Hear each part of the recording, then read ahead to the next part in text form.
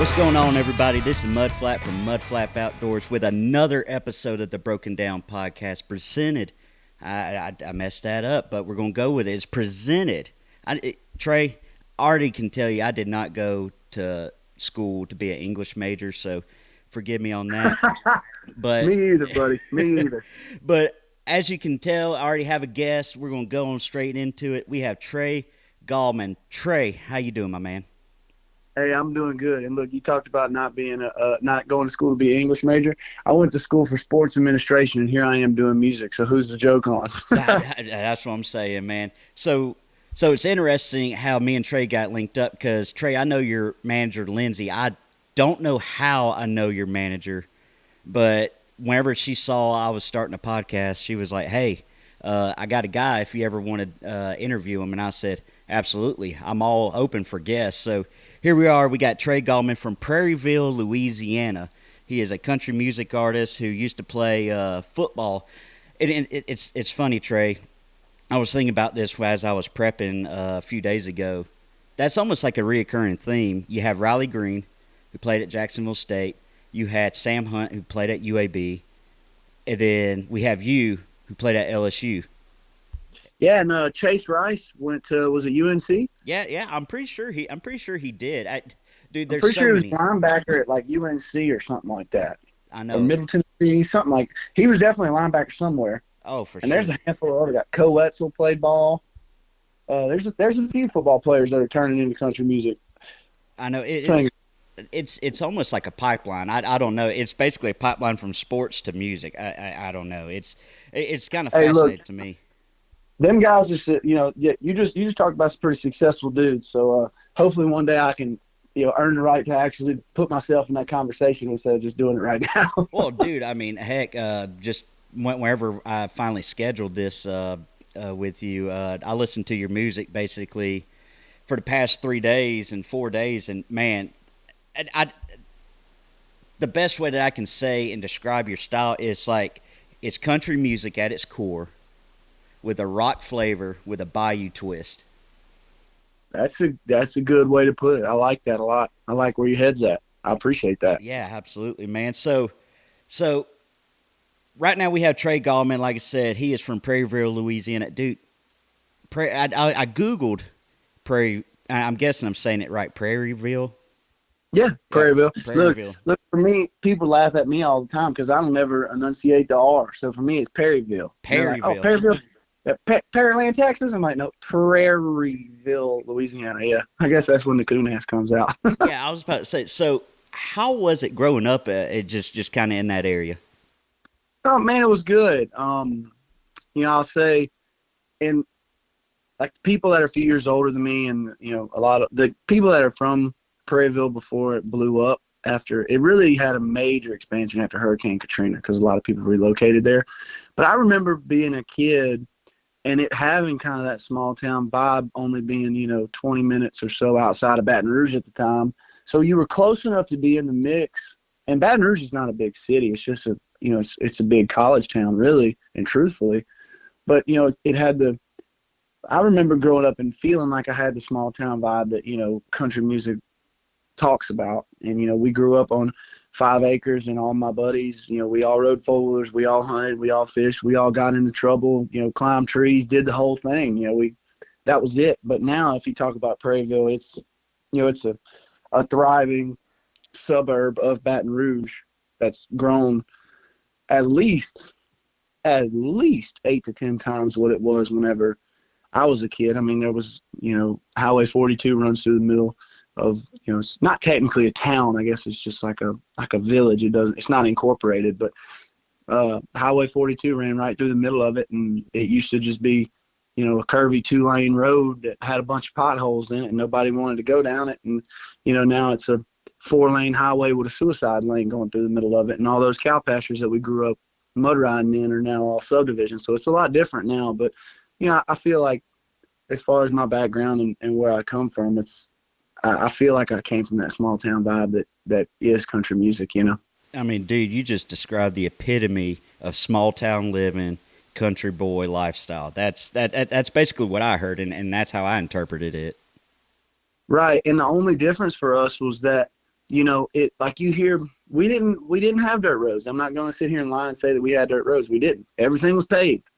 Now, obviously, at one point in time, there were dirt roads, but all roads were paved. And we grew up as country kids that in 25, 30 minutes, we could be, at an LSU football game, or we could be, anywhere. And, we'd go to the movie theater, we'd go to the mall, we could do all that kind of stuff. So we were kind of in between the two. It's not like, you hear people talk about growing up and it was, hours outside of town and they didn't have grocery stores. You had to take, it was a day trip for mom to go to the grocery store kind of thing, or we didn't have nothing but one stoplight. I'm not going to sit here and say that's how it was, because that wasn't the case for us, but we had for me, I think, and us growing up, I think we had a really healthy mix of both.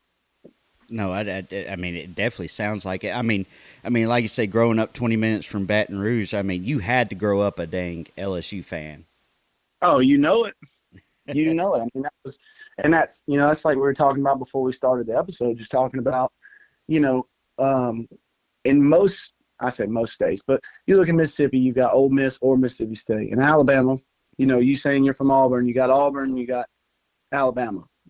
Florida's got multiple schools.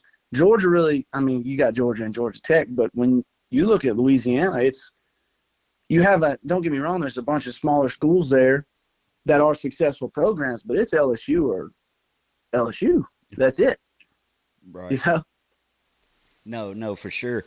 So, obviously, just reading your bio and doing all this research, you played football at LSU. So, obviously, growing up an LSU fan, it was a no-brainer that you wanted to go to college there. And then when you had the opportunity to play on the football team, to me it sounds like it was a no-brainer. Yeah, it definitely was for me. It was always, like I said, a dream for us kids to grow up and bleed purple and gold. I mean, like, talk about a kind of a cool dream come true. Me and one of my best friends, his name's Austin Bain. We grew up playing Little League baseball together and all through high school, and we just talked about it one day. I was like, man, how cool would it be if one day you went and played baseball and I went and played football, and we were roommates, and, all those dreams came true. He was a pitcher at LSU for 4 years from 14 to 18, and, I played football from 14 to 18, so we got to do that thing, It was really cool. So what was it like running out in Death Valley during a night game? I've been asked that question 1,000 times, and I've yet to find an answer that really describes it. The only thing that I can say is, like, for people that play music, like, some of these artists that I've met, and I just say, that feeling of you playing the biggest show you've ever played, and then you walk out and you go, holy crap, this is way more than I thought it was going to be. I said, imagine that feeling every Saturday night, and the feeling's coming. It's not one of those where you walk out on stage and you go, there's how many people here? You know exactly how many people are going to be there. You know the feeling you're going to get, and you have the anticipation leading up to it. Does that make sense? No, absolutely. It definitely makes sense, because it was it's, at least for me, the 2019 Iron Bowl, where Auburn won. It was like 48-45. It was definitely just a unique atmosphere, and there's just something different. I mean, SEC football, there's just something different about it. Like, I mean, I've been to another SEC school and worked there, and it was different. I mean, like at Mississippi State when I worked there, the cowbells. I mean, when it's rocking, it's rocking. When it's not, it's not. But I mean, I feel like every kind of football stadium is like that to an extent. I'll say this about the stadiums that I got to play in. I had some really cool experiences and some really bad ones. And we had rules, like kind of things that we would talk about. Like traveling to Mississippi State, the rule was quiet the cowbells, because the cowbells are loud, but as soon as you get ahead, the cowbells stop. Make the cowbells stop and you win the game. That was the rule. And then for, going to Jordan-Hare and playing Auburn, I mean, that, like, y'all's tradition doing the swag surf, we thought that was awesome. And it honestly gets the away team just as fired up as it does, the Auburn fans watching everybody in the crowd just rocking back and forth. That's like, man, that's cool, Right. Playing, like playing at A&M was big, but Tennessee was cool. Alabama was the only other stadium, though. No offense to Auburn fans, but Alabama was the only other stadium when we ran out in the Bryant-Denny on a Saturday night game when it was 1 versus 2, and it was like, oh, this is what the other team feels like when they come to LSU. Right. No, I mean, and so when I got to Mississippi State, fun fact, I actually never been to Alabama's stadium when I worked at Auburn. I actually went when I worked at Mississippi State, which was interesting. I it That is, didn't like it did not click to me whenever it happened. I was like, it was after the fact, and I was like, holy crap, like this is like I didn't actually think about it. I was like, wow. I'm like, I worked at Auburn. I've been an Auburn fan, but never been to Tuscaloosa until I moved to Starkville. And then, sure enough, I went to Tuscaloosa. And like my first season, I was like, well, here we are. just imagine going to Tuscaloosa when you were at Auburn. No Ooh, offense, when you were at Mississippi State, but that being the rivalry of, that's a bigger game. There's more tension on that than Bama versus Mississippi State. Just imagine. dude, I'm pretty sure I would not have walked out of there alive. I mean, just wearing the orange and blue, screaming War Eagle. It was. I mean, we got it bad just working as Mississippi State fan or you know just Staff, yeah yeah. staff, and I was like, I can't imagine being in orange and blue. It was. Whew, I'm actually kind of happy I did not go when I worked at Auburn. But so all Would have right, been man. hot. It's dude, it's whew, that would have been rough. So man, like obviously we got you here to talk about your music, but if I did my math and everything right, you started playing music or playing gigs kind of in 2017, and kind of backtrack there. What got you into music? Man, so um, I grew up around music, not in the sense of like having a parent that was in the business, but because my dad was, he played guitar and he sang a little bit, country boy style. I like to call him the best, campfire picker I've ever heard, Hmm. kind of break guitar out at the camp or when people are over hanging out. And I just remember that growing up. And I never played guitar my entire life until I got to college my freshman year and just picked up like I wasn't playing multiple sports anymore. I was just playing football. So in the spring I had a lot of free time, so I picked up a guitar. And I did that through college for a while, just watching YouTube videos and started playing with my dad and kind of just I had an ear for it because I knew what it was supposed to sound like, because I had listened to him play it. So if I'm trying to cover a song that I remember him playing, I was like, oh, that don't sound right. That okay, that's a G, that's a D, and just kept doing that and learning that. And then fast forward to 2017, May of 2017 was my first gig at a small town podunk bar in Marpaw, Louisiana, with swamp joint called the Hangout. And we went in there one night and there was somebody playing. Just somebody was like, I dare you to book a show here. So I went up to the bar owner and I told her at the time, I said, who you got? I said, I would love to play music here. She said, have you ever played before? I said, no, but I'll sell this place out. And she said, you think so? And I said, I sure do. And that was on, I want to say a Saturday night or a Sunday night, something like that. She called me that Monday morning and said, hey, I'm booking you this Friday night.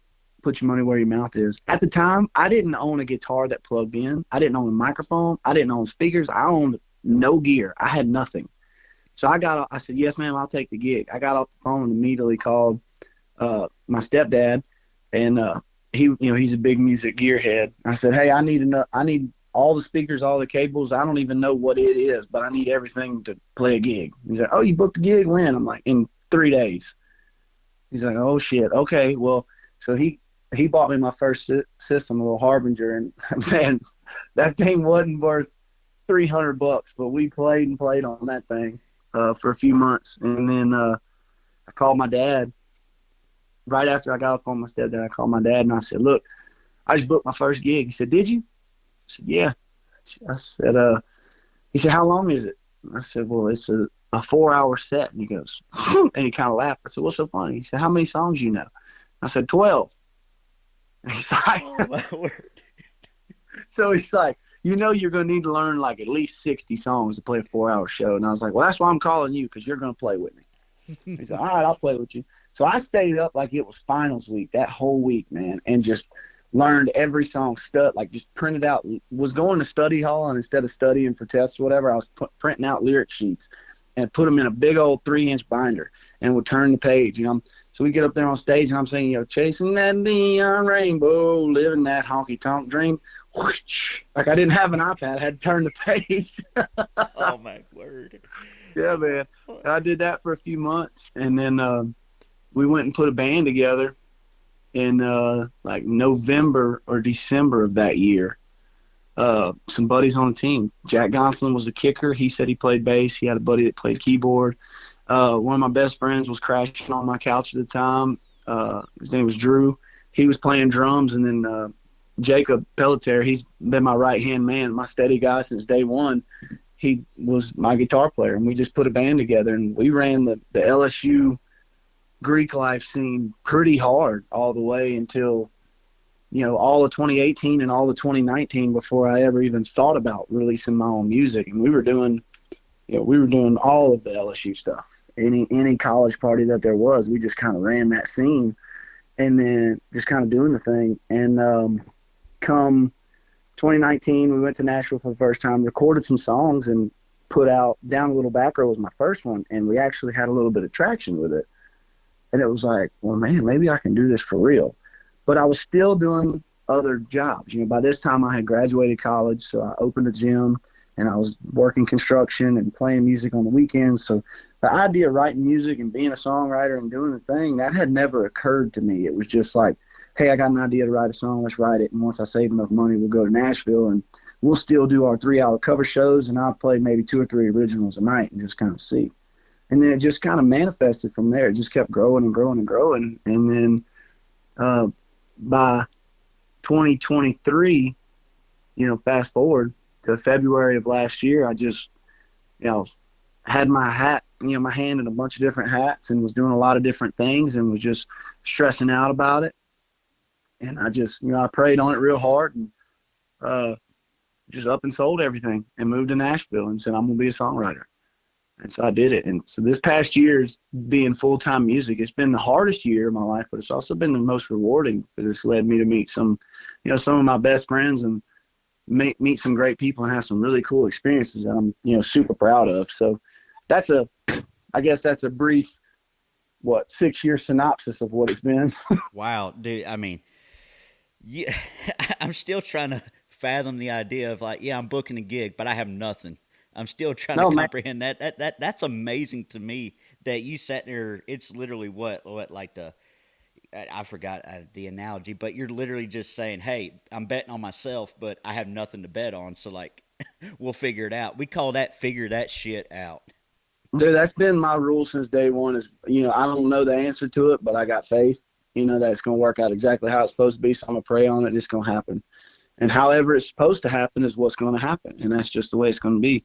And I've always kind of been that way, just kind of roll with the punches. But, yeah, like my first show, that was a dare. Somebody dared me to book it, dared me to go talk to the lady. I did it. And then, with the band, somebody dared us to play a show, and we did it. I wrote a couple songs, and somebody said, I dare you to go to Nashville and cut those songs, and I did it. And then finally it was like, I dare myself to go to Nashville. Instead of on this one, when I finally moved up here, it's like, what, enough people have dared me. Why don't I dare myself to do it? Dare and yourself. It's crazy. We're talking now, and we're basically talking because somebody dared you to book a gig. You know what I mean? If we're going all the way back to day one, it was one of those hold my beer moments while I figure this shit out. Hold my beer and watch this. And here you go. I mean, all these years later, you're still like, hey, hold this beer and watch this. But that's right. It's so going back to wherever you cut like your first EP in Nashville, after you cut it and you kind of got some good recognition from that, was that kind of validation for you to kind of say, hey, I kind of like, okay, like, I mean, obviously, you're still taking a chance of recording something and hoping that like, hey, hopefully people like it. I mean, they heard me live, but hopefully the streaming audience, the, whatnot actually, takes it and runs with it, really was that validation? Well, yeah, so for me, and talking about the streaming audience, I'm terrible at social media. I am so bad at self-promotion. I'm so bad at all of it. But we're working on getting better at it. That's, Lindsay, I know she's listening to this podcast. We trying, girl. We trying. Let me go ahead and plug my social media at Trey Gallman Music. Yeah, right. But no, man, like, for me, when I did that first EP and I put it out and the recognition that I received, I still wasn't fully invested in the music. So for someone to be like, man, this is a good song, or like, we really like your voice, or we really like this. It was just like a very in passing, oh man, I appreciate that, and let it go, because I didn't have the thought of doing music full time, because I was, I had it kind of, I don't know if anyone ever told me that. My parents were always very much chase your dreams, chase your dreams, chase your dreams. But at the same time, it was like this unknown thing of like, do you really want to go do music full time? Because you don't make no money doing music. So it was like, yeah, this is a really fun. I'm glad that people are accepting this fun hobby of music. That's kind of how it was for a little while, and then as the recognition grew, and I mean, honestly, it was the kind of the verification was the justification. Like all of a sudden, you're getting bigger paychecks, you're getting a little bit of a fan base, you're getting to do some of these pretty cool things that we've done over the years, and it's like, wait just a minute, like, I'm putting a third of my time into this, but this is what I love. Man, what if I actually chase this passion? How much better could this be? Why am I scared to take the leap? Let's go ahead and let's go. Who cares about the bumps and bruises? Let's just go. Dude, I mean, just looking at the people you opened for, Easton Corbin, Tyler Farr, Joe Nichols, Flatland Calvary, who I'm a huge fan of there, Matt Stell and Tyler Braden. I mean, I'm pretty sure you're looking back at, all those years ago and saying, thank God they dared me to do this.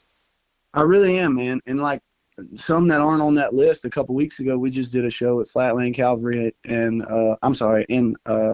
it was Wyatt Flores and Red Clay Strays. Ooh, my word. Okay. Red Clay is like one of the hottest things right now. They Cool. are.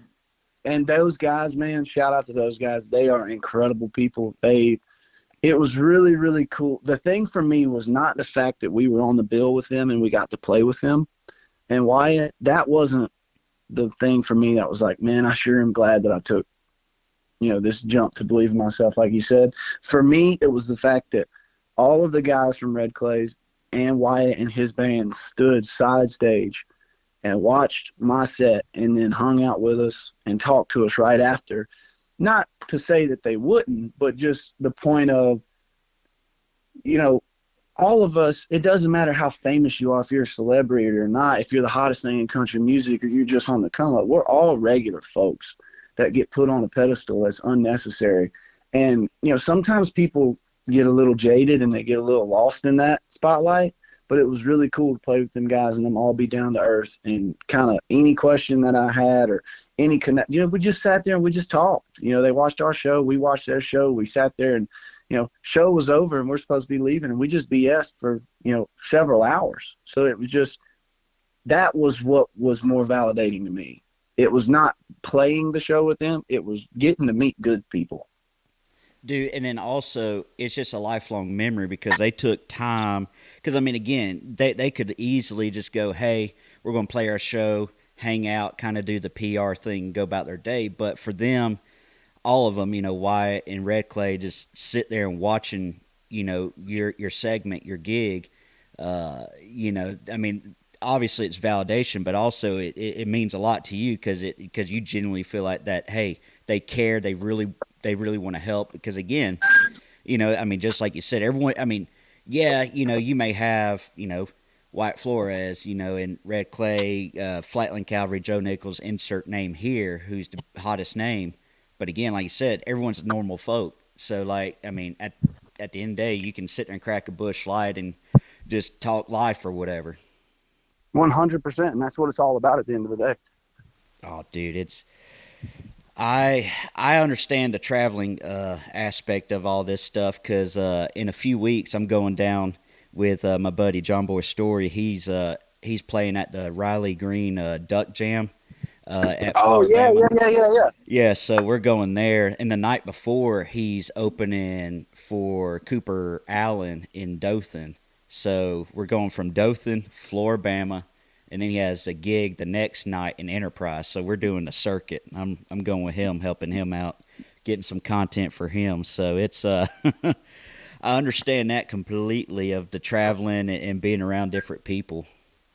Yeah, that's going to be a sick trip for sure. Yeah, I'm pretty sure we're not going to be able to talk about a lot of stuff that happens, but it's going to a time will be had. Hey, look, as long as y'all can talk about the stories with y'all, ain't nobody worried about the rest of it. Oh, for sure. But kind of getting back into music, man. I had this question. It was just bothering me for a little bit, and it's not even a bad question, but it was more of just out of curiosity. Obviously COVID, really had a peak in all the streaming of music and streaming of every platform and whatnot, and how we consume content. You Sure. know, with streaming music being obviously really popular and how most of us listen to music, do you feel like kind of the singles way of distributing songs is kind of a popular way or the way to go, or do you still feel like that EPs and albums are also the way to go, or is it more of a happy balance? Yeah, that's a really good question that I took a lot of time to think about. Um, so I guess let me. I think it's just about the content, Hmm. and it's about how you push it. It's not about from YouTube videos to everything. People just want what's hot, what's new, what's fresh, and what they feel. If you can make people believe that singles are the way to go, and you can continue to push a single every 3 or 4 months, then you can stay relevant that way. You can do that, but you have to stay fresh, because if you come with one single, which was my problem, I came with one single and I had nothing to follow it up with right away. So we built the traction and now kind of lost it. And now we're having, like, I had to start back over kind of sort of, because I didn't know what I was doing. I had no idea. I was just a young guy that was just learning it as we went. You know what I mean? Right. So, but now look at like Morgan Wallen putting out 30 something songs on an album. Cody Johnson putting out a bunch of songs. Ernest is going to put out 20, 24, 25, Hmm. 28, whatever it is. Hardy's album wasn't small. I think because you can make it the hottest thing, right? Like everybody wants it, so give it to them. Hmm. All it is they just want it. They want to be a part of you and feel you as much as they can if you're an artist. It's not the days of old where people either bought your CD or you put one song on radio and they heard it. You can give, like, because back in the day you had to buy a CD if you want to listen to all the songs, or you just ran the single on radio and it went up the chart, and then you picked another single off the same record and pushed it up the chart. Hmm. Now I feel that, as long as you can give people you, whatever you is, you give it to them. And like for me right now, I'm in Muscle Shoals as we speak, working on my first full album. All that to say, I've done what, 3 single releases and a 6 song EP, and then another 3 or 4 song EP over the last couple of years. Hmm. And this is going to be a full 12 song project, and this is going to be me. And the fact that people can listen to songs continuously, they can just stream the song. If you give them 12 brand new songs, they're going to listen to it just because it's 12 brand new songs. And if they pick to save 2 or 3 of them, then they pick to save 2 or 3 of them. Right. That's just the way it is. You just have to continue to give them content, whether it's YouTube videos, Instagram videos, TikTok videos, new music, do this. You just got to give it to them because they want it. Everybody's brain moves so fast now.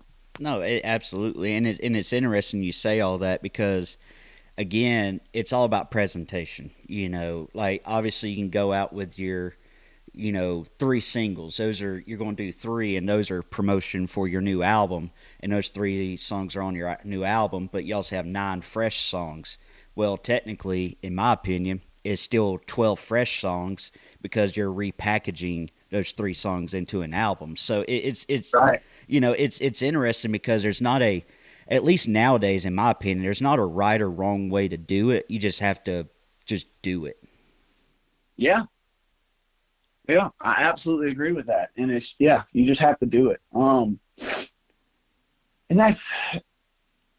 it makes me think about guys that do content stuff. And you see, and think about your podcast, right? Think about this. You're never going to know till you know. And even then, you still don't know. Oh, And you just have to keep doing it.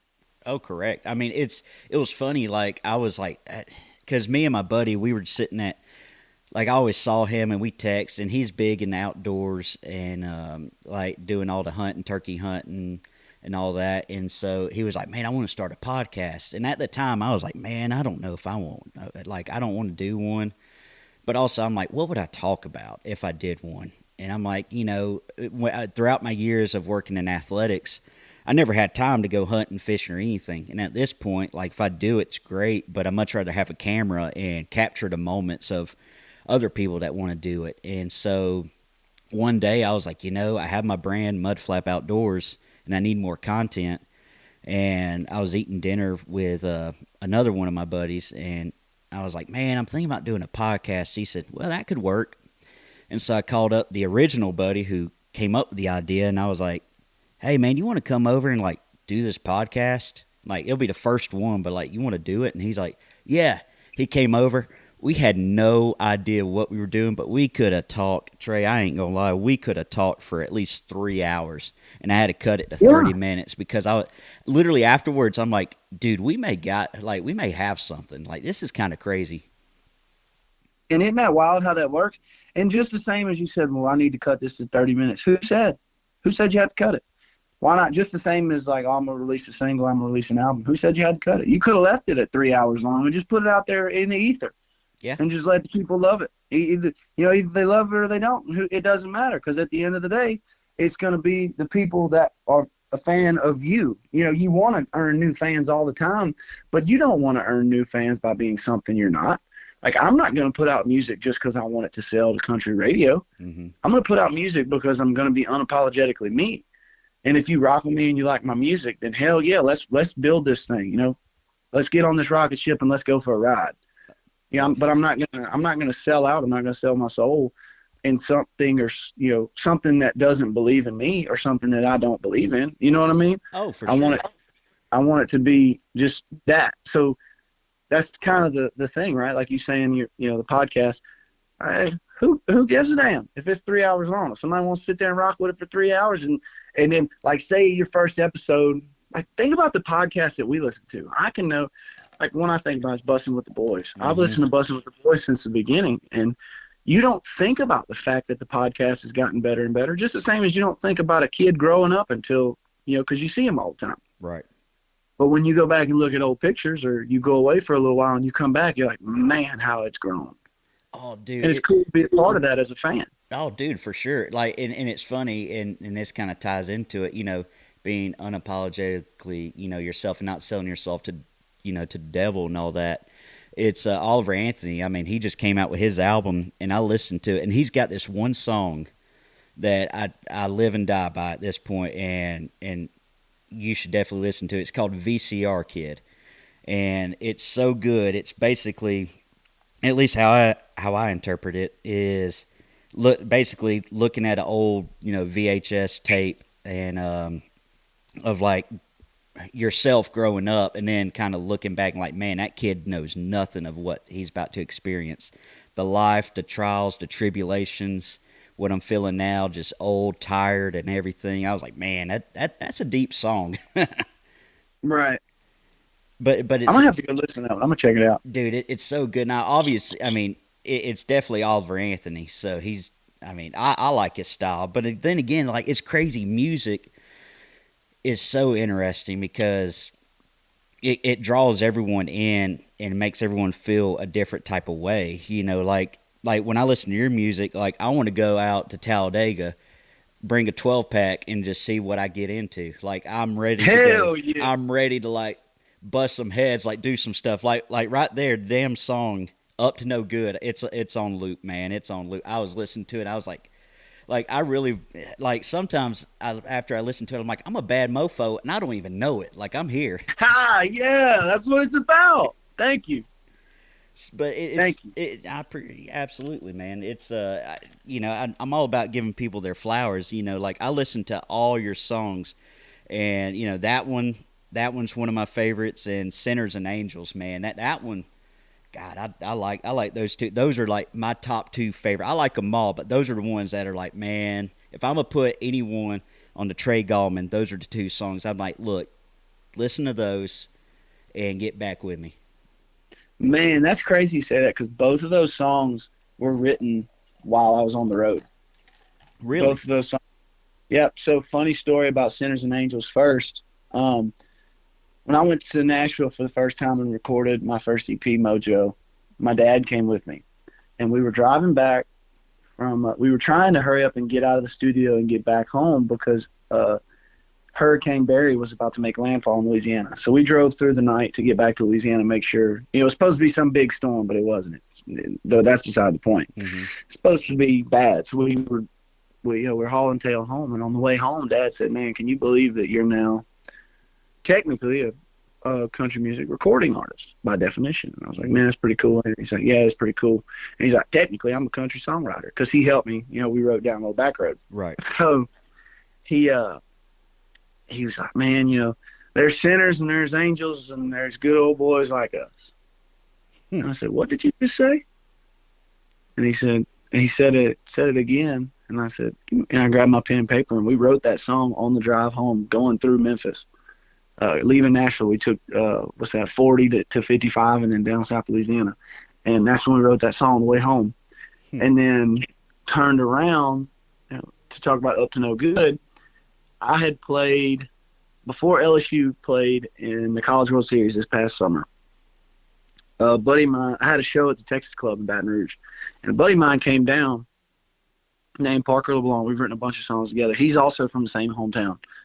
And he came to our show at the Texas Club, and something happened during the show. We had a big crowd there. I don't know exactly the story, but something along the lines, Parker was talking to my mom while I was on stage, and Parker goes, "What's going on over there?" Like maybe there must have been a commotion or something.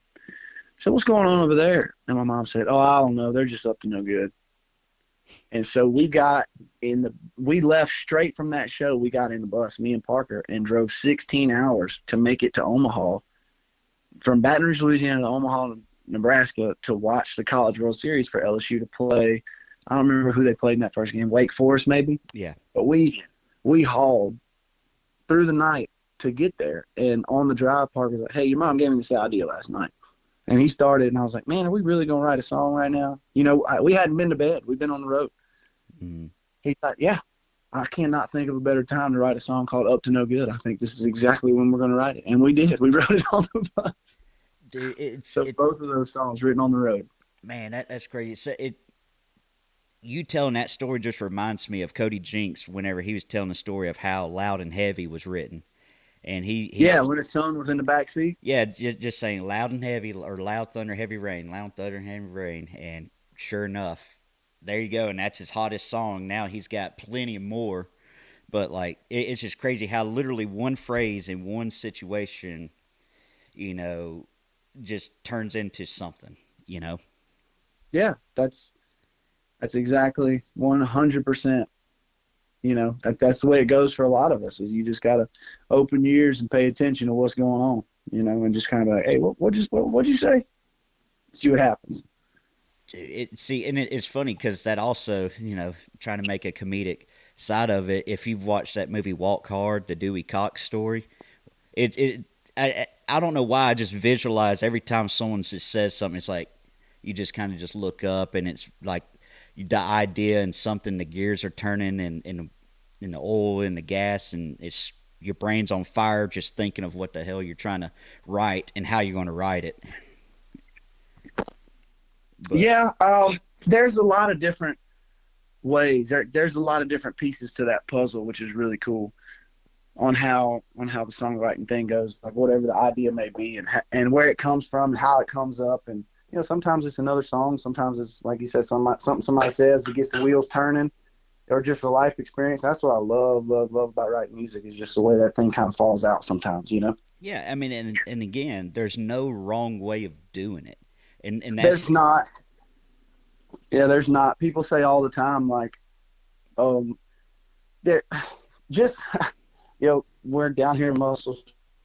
Chris Ingersoll and Gary Nichols are both here, and both of these guys are #1 songwriters, and they're helping me produce this record. And we were just talking about, you think you've got it figured out, and we don't know. As soon as you think you got it figured out, you're like, "Oh, this is the formula. This is how you do it." And you turn right back around, and you're like, "Never mind." I mean, and I honestly feel like that's just everything, you know. I mean, it's almost like it's going back to like your days at LSU where you're in classes and you're learning all this stuff, or if like you're my dad and you went to trade school and got some certificates and whatnot. I mean, all you're doing is giving, you know, just taking in enough information, enough life lessons, and implementing that to whatever you're trying to accomplish. And again, you know, as you know, producers, engineers in the music industry, whenever obviously you're producing a record. I mean, there is I wouldn't say there is a formula because there's never a formula to anything. Because if there is, you just throw it out the window. As you know, we're like being in, you know, playing football or me working in athletics, you just throw it out the window because sometimes it just doesn't work the way you want it to, and you have to start over completely. Yeah, yeah. I will say though, songwriting more so, songwriting and like content creating, anything for like a consumption, Mm-hmm. because like you talk about football, Mm-hmm. right? Yeah, you can you throw stuff out the window, but you fall back on your training. You know, like trade school. Guys went to trade school. You know, you're putting. You might say you're, you know, a welder, a pipe fitter. You know, you're a plumber, you're an electrician. You know how to do most everything. Every now and then you'll come across a little challenge, but you just fall back on what you know and you get it done. Songwriting is one of those things that you know, Clint explained it to me. He said, he said, you ever went dove hunting? You ever went bird hunting? I said, absolutely. I'm from South Louisiana. What do you think? And he's like, you know, whenever you shoot at a duck or a dove, you aim at it. So no, you aim in front of it. He said, that's how country music is just because something worked before doesn't mean it's ever going to work again. And if you try and sound, and this is probably my favorite thing about it. If I was to listen to a song on country radio right now and say, I want to write a song just like that, that song's probably not going to get heard because by the time I get to the studio and I cut it and I do the thing and I get ready to release it to the public's already on to a different thing. Mm-hmm. You know what I mean? So it's really cool to say, okay, how do we make music that is timeless? How do we hit the moving target that is music and the evolution of music and constantly pushing the threshold and creating new things and busting through the ceiling and, you know, the glass ceiling and all those things that people talk about? How do we do that but not shoot so far ahead that we miss? Because you got, like, my analogy is like when I'm thinking about duck hunting, I got 3 shells to try and hit that bird. A lot of times with guys on records, they've got one shot. Right. They got one shot to do it. And that's just like I said, you know, you think you know it, you think you got it figured out, and you just, and that's why I have the mentality of, look, all I can do is be unapologetically me and take my one shot. And if I hit, then let's take a ride. If not, we'll reload and I'll get another shot one day.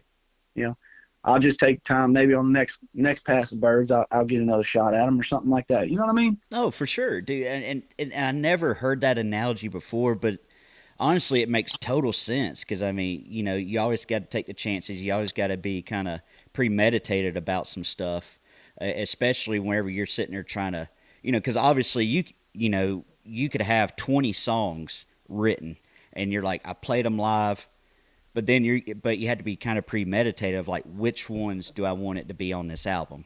You know, I had to pick That's 12. exactly what That's exactly what I'm going through right now. The difference is instead of it being 20, it's 150. Right. No, exactly. And so it's, you know, you had to sit there and go, which ones make this record? Which one shows diversity? Do I want this, you know, record to be a lot of diversity? Do I want it to be very similar? Do I want it to be this? Do I want it to be that? How do I order it? You know, of 1 through 12, you know, so on and so forth. You know, which one do I want it to be one and really get them going, get the adrenaline going? Do I want the third song to be a little bit slower pace? Like, you know, like you're starting to look at all those things. In the meantime, as we talked about earlier, with people consuming content, it's very much how my analogy is basically your hand is out, kind of like a homeless person, and you're sitting there saying, hey, I want more. And then it's just constantly just want more, more, and more. So while you're That's doing right. all that, you're also in the back of your mind like, well, I know there's going to be more coming out. Right. That's a good point to think about the more and more thing. And the best thing I can do to kind of pay it forward, because I like to. For me, this is a deep thought, but for me, I'm a big legacy guy. Mm-hmm. And so for me, it's the thought and kind of the principle understanding of almost part of it is paying it forward to country music and to music listeners in general.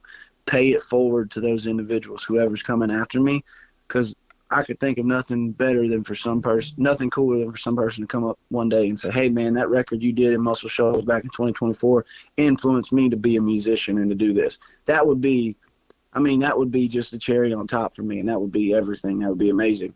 And then at the same time, for those consumers that want things right now, to be able to give them something that means just a little bit more. And not to talk bad, I don't mean this in any derogatory manner about any other music that's coming out, but if everybody's giving a homeless man a quarter, I'm going to give a homeless man $1. Right. So that's the thought, and hopefully that, that gets passed along, and that it can become something bigger and something better. But I think that's, I don't know. It's kind of a philosophy thing. I step off my soapbox, but I think I made my point. No, for sure. But, let's talk about why we're here today, and it's your album that you're working on. Tell us a little bit about your album. Yeah, man. So down here in Muscle Shoals, Ivy Manor studio, technically in Sheffield, Alabama. Sheffield, Muscle Shoals, Florence, it's all the same thing. But a guy by the name of Mr. Dan Hannon hit me up and asked me to come down here on a tour of the place. It's a house. You move into the house, and the studio's downstairs, and you live upstairs. And I've only been here since Monday, and it's Wednesday today, Mm-hmm. and it's the first time I came down here and I met everybody and kind of got to do the tour. Immediately I kind of fell in love with the place and the magic of what is this place, and you can feel it. They're just good people. And so it was a no-brainer for me to bring the album here and kind of turn this thing into something. And because I told him, I said, I don't want to just do a country record. I said, people look at me as a country singer, but like you just said, you think of me as like a country singer, but I've got rock and music. And you talked about two different things. You talked about Sinners and Angels kind of hitting you one way, and you talked about Up to No Good hitting you another. That's what I want. I don't want to be the guy that he puts the same song out over and over and over. I don't want to do that. And so with this record, I told him, I said, this is my first full-length record. When people ask me, hey, man, what kind of record is this? This is a Trey record, because I grew up listening to blues. I grew up, being from South Louisiana. I listened to some funk. I listened to some jazz. I listen to the Delta blues stuff. I listen to Southern rock, I listen to Motown. I listen to soul. I listen to R&B. I listen to all of that music. I listen to, old outlaw country, and I listen to country radio today just to see what's going on. So I made this record based on, Trey Gallman is a country guy, but who says this has to be a country record? This is just good music. So we kind of have gone, I don't want to say different route, because it's not different, but it's one of those things. It's like, let's think about this a little more. We can put, all the songs are country songs when you listen to the lyrics, but it's like, hey, we can do an old fashioned kind of just a country song, or we can make this thing have a little groove to it. Let's kind of put a groove to this. What makes music timeless? This record is, in my definition of what makes music timeless to me. Is certain guitar sounds, certain keyboard sounds, certain bass lines, certain drum sounds and drum grooves and that kind of thing. And it transposes across all music, like just the same as, you could sing a song from AC/DC to ZZ Top, to Luther Vandross, Al Green. Mm-hmm. Those songs are timeless because they make you feel some type of way. So that's what, for me, it's just like, okay, how do we recreate that? how do we put all these pieces together? Like you said, from the swampy Louisiana thing to the rockin' thing to the country thing to the soul thing. Let's put all that together and just make it. Dude, absolutely. I mean, basically, just what you told me, kind of going back to a little bit. Obviously, it's just kind of describing it in a short amount of words and summarizing it. But you're trying to make that country album because obviously, at the epitome, you are a musician, you are an artist, but you have a little country flavor. But it's still that Bayou twist again with that soul, that R&B, the blues and everything. And I already heard that in just the songs that I heard that's already out there on Apple, Spotify, as well as YouTube. I heard that little Bayou twist, that soul, that Motown, the energy. Like I felt honestly, I felt like I was like, okay, this is if I was to categorize Louisiana country music, this is it. It like that's the best way that I could describe it, especially with your older stuff. And I think that's, I never thought about it in that aspect just because I was trying to, just to put all these different sounds together. But that's a very, very good way to put it is that just putting what is Trey Gallman is the Louisiana flair on my country music. And that's a different thing for every song. No 100 artists that go 100 different ways, but it's just if someone can listen to this record and go, man, this is a swampy Louisiana country artist, then hell yeah, I did something right. Oh, for sure. Because I mean, again, like you listen to like a Cody Johnson, and doesn't matter what song he does, it's Texas country. That's exactly what it is to its core. It's Texas country.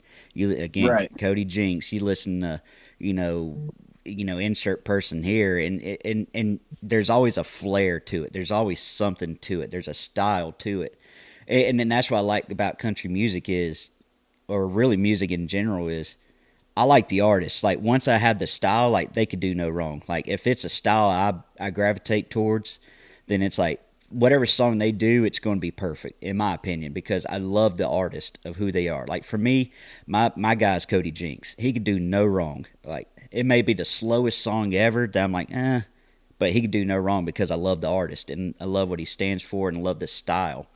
And definitely, dude, I mean, there's definitely a lot of people that are going to love your style, especially when this album comes out. Man, I appreciate that, and I hope that everything we put into this, I hope that it all comes through. It's one of those things you stress about as an artist, like we've been talking about for the last few minutes is how do you portray that? How do you make it real? Because it's not, it is me. It is real. It's not, I'm not just like all these songs I've written with other people. It's not like I pulled cuts from somebody else. These are all songs that are part of me. They tell my story. They tell what I stand for. And I hope that when this thing comes out, people can listen to it as that and say, man, this is a damn good record, Oh, for sure. Trey, I could talk hours upon hours upon hours of music, but I know you got to get back. I was just thinking the same thing. I could, man, but I know you were up there. You got a job to do. You got to cut that record. You got to get it going. So, Trey, I appreciate you taking time and doing this. We'll definitely have you on to kind of get an update, especially when that album comes out. We're definitely going to listen to it, and hell, dude, we may talk about whatever, and then I may have a Busch Light since I know you're endorsed by Busch Beer. It. So, have a good time. Sir. Hey, let's do it. All right. And I appreciate you and everything you're doing, for us independent artists and for country music, man. I appreciate the help. Thank you for having me. And obviously we're going to drink that beer and we're going to sit down and listen to the record. We're going to do another podcast and tell stories about each song. One song at a time. Why not? Dude, yeah. Hey, I'm all down with it.